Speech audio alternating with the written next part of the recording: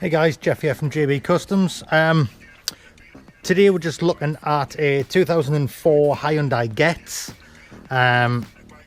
It wasn't starting. Tested the keys, everything was okay, but there was no power getting to the OBD2 port. So I traced it back to the Control, Connect and R-LP fuse, which is a 15 amp fuse. And I'll show you, I've got everything out at the moment, so because I've got everything off the board. I've had this complete fuse board out, checked everything, made sure that nothing was fusing. This bottom fuse here, I need to put back into the proper holder. This is the little holder here. So I've had everything stripped out now. This fuse here does the central locking, OBD, the dash, the radio and the interior light and door switches.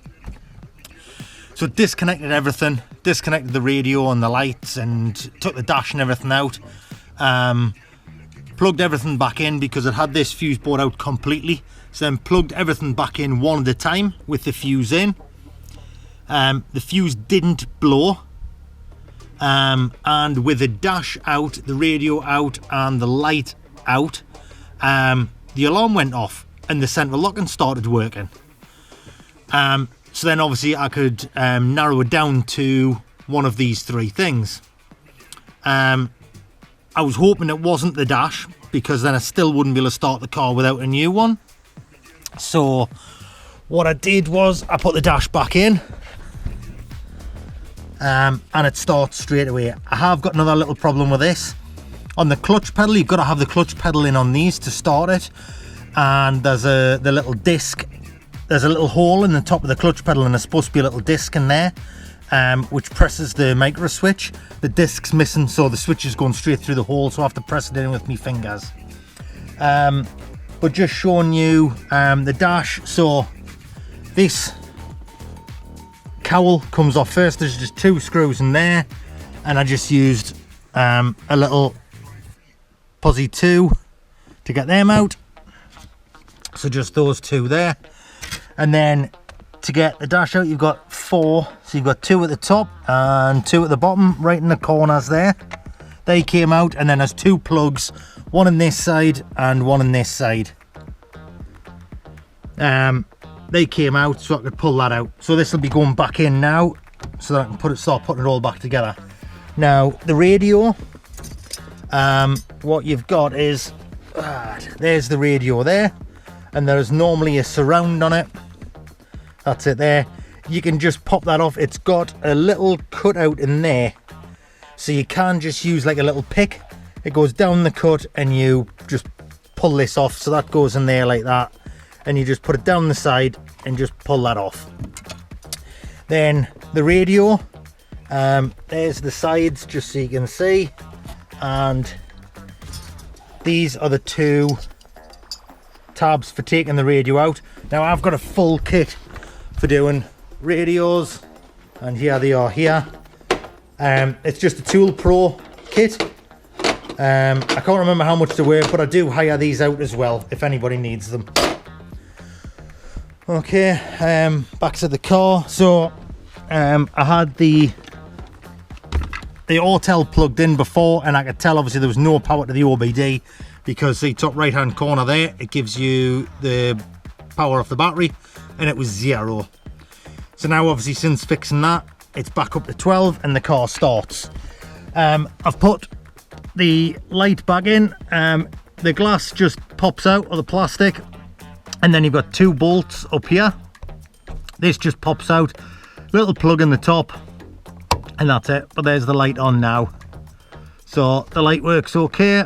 I think he's got a couple of door switches that aren't working, so because when you put it on the door there's nothing. But that's a problem for another day. So yeah, we've got it working, and it's the radio. So give us a look, see if I can get this. Yeah, so that's, if you can see that down there, that's it there. So let's just put that in. See if we can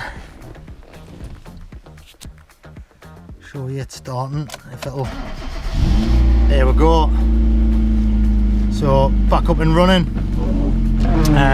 I just need to put all the fuse board back together and then put the bottom cowl on.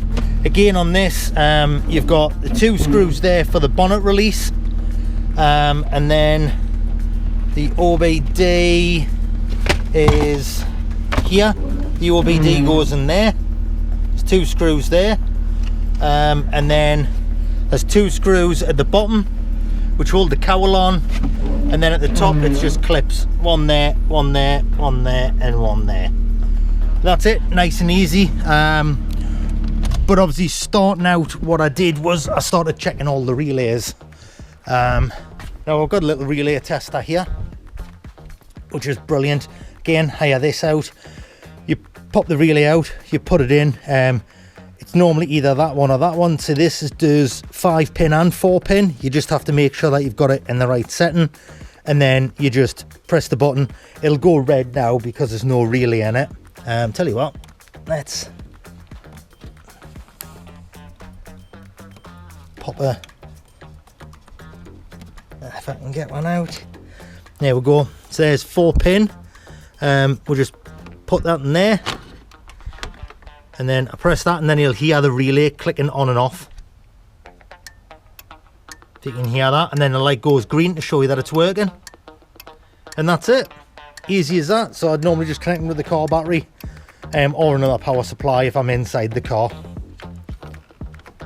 Okay guys, thanks for watching.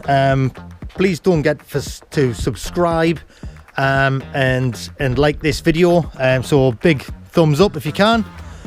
Much appreciated. Thanks guys. Goodbye.